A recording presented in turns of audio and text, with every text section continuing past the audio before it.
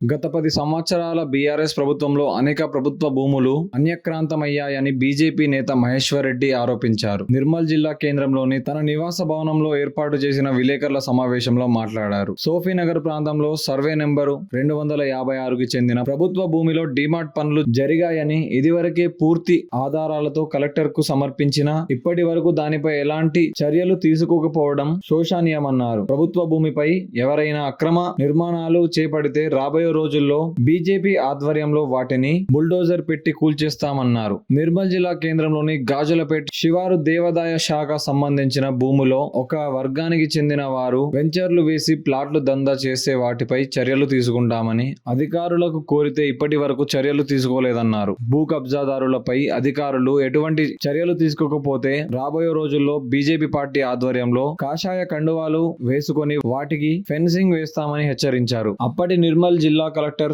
Musharraf Ali, joint collector Bhaskar Rao హయాంలో నిర్మల్లో అనేక ప్రభుత్వ భూములు అన్యాయక్రాంతమయ్యాయన్నారు. మేడ్చల్ నియోజకవర్గంలో ఒక ట్రైబల్ మహిళపై జరిగిన అరాచకాలపై పరామర్శించడానికి వెళ్లిన బండి సంజయ్ తో పాటు పలువురిపై అక్రమ కేసులు పెట్టడం సరైనది కాదన్నారు. ఈ విలేకరుల సమావేశంలో బీజేపీ జిల్లా అధ్యక్షులు అంజుకుమార్ రెడ్డితో పాటు పలువురు కార్యకర్తలు పాల్గొన్నారు. టీఆర్ఎస్ ప్రభుత్వంలో నిర్మల్ ప్రాంతంలో 10 సంవత్సరాలు ఇంద్రకరణి మంత్రి హయాంలో ఈ ప్రాంతంలో ఉన్నటువంటి ప్రభుత్వ భూములను ఏ విధంగా చెరబట్టి ఈ ప్రాంతంలో ఉన్నటువంటి పేద ప్రజానీకానికి చెందాల్సినటువంటి ప్రభుత్వ భూములన్నీ వివిధ రకాలుగా వారు పట్టాలు చేసుకోవడం, వివిధ రకాలుగా వారు ఆ భూముల్ని స్వంతం చేసుకోవడానికి చేసినటువంటి అరాచకాలు ఇన్ని అన్ని కావు. ఇప్పటి వరకు ఈ కలెక్టర్ గారికి నేను పంపించినటువంటి ఆధారాలతో సహా పంపించినటువంటి వీళ్ళు కబ్జా చేసినటువంటి భూముల చిట్టాను నేను వారికి పంపడం జరిగింది. ఒకదానికి వాళ్ళ కబ్జాలో ఉన్న భూములు వాస్తవమే అంటున్నట్లుగానే ఉన్నది, కానీ చర్యలు మాత్రం తీసుకోవడం లేదు. లేకుంటే సోఫీనగర్లో ఈరోజు డీమార్ట్ కడుతున్నటువంటి భూమి కానివ్వండి, డీమార్ట్ భూమి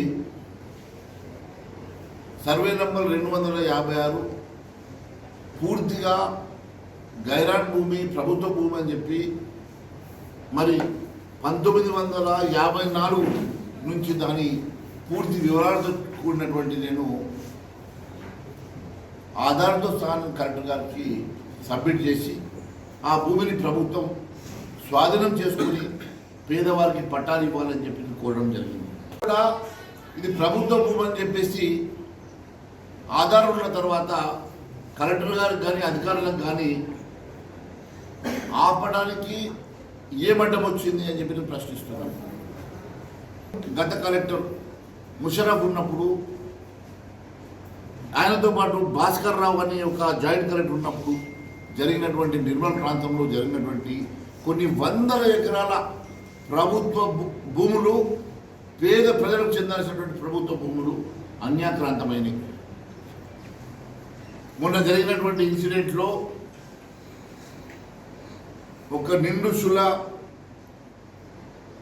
ఒక ట్రైబల్ అమ్మాయి మీద జరిగినటువంటి అఘాయిత్యానికి అక్కడ ఆడవాళ్ళ మీద ఒక వర్గం వాళ్ళు దాడి చేసి వాళ్ళను హింసించిన దాన్ని పరామర్శించడానికి వెళ్తే ఆ 9 మంది మీద కేసులు పెట్టడం ఇది అమానుషం.